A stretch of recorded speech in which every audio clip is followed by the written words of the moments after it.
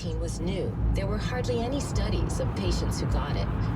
But on March 15th, Chinese and Canadian scientists released a study of more than 2,000 people who got the virus in China. It found that more than 10% of them didn't get symptoms until after 14 days. Let's say all those people had been in a 2-week quarantine. You'd have more than 200 people released to the streets, potentially infecting others. In those cases, the quarantine hasn't done its job. Eric says having a quarantine that's too short is especially risky in countries like ours, where there's very little testing. Because a quarantine is like a cordon, it's like a perimeter around someone who you suspect may or may not have this virus. But if you don't have a good testing system around it, for someone that escapes this quarantine detection, then you better have a really comprehensive, longer quarantine. So according to this new research, a 14-day quarantine is not long enough for people who may have come into contact with the coronavirus. They could potentially infect others after their quarantines are up. But what are we doing when it comes to isolating people who actually get sick and come down with COVID-19? How long are they being told to quarantine? My name's Catherine Pyle, and I live in Philadelphia, Pennsylvania. I'm 74 years old, and I'm a filmmaker. A couple weeks ago, Catherine was feeling really lousy. I just crashed with real severe fatigue, a killer headache, but I also had a dry cough, kind of mild chills. After a few days of this, she went to the ER. Doctors told her they could not test her because they were only testing people who'd traveled to countries with known outbreaks or been in close contact with COVID-19 patients. Still, they couldn't rule out COVID-19. They told her to go home and quarantine herself. So I've been self-quarantined since then, really confined to my house.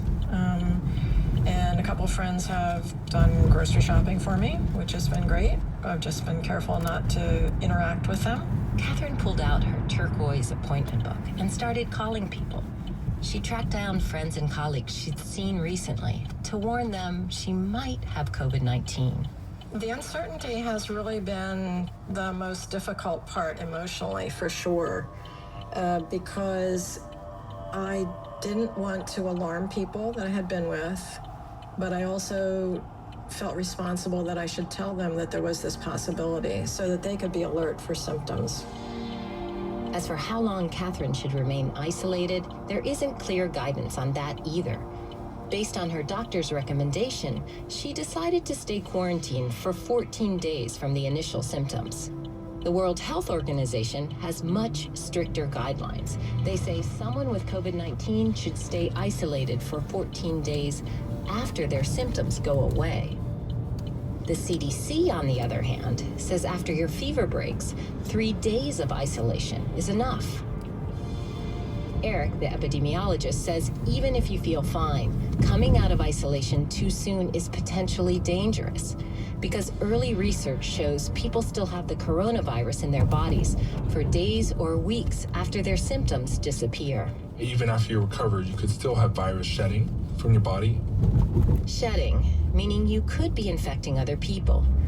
That's something that worried Texas Governor Greg Abbott after the CDC prematurely released a woman from quarantine. What the CDC did is completely unacceptable. I think they understand the magnitude of the error they made. The woman had visited Wuhan, China, and tested positive for COVID-19. She was put in quarantine in San Antonio. Weeks later, she was tested again. After 2 negative tests, the CDC released her. She went shopping and ate in a food court. But then results came back from a 3rd test. It was positive.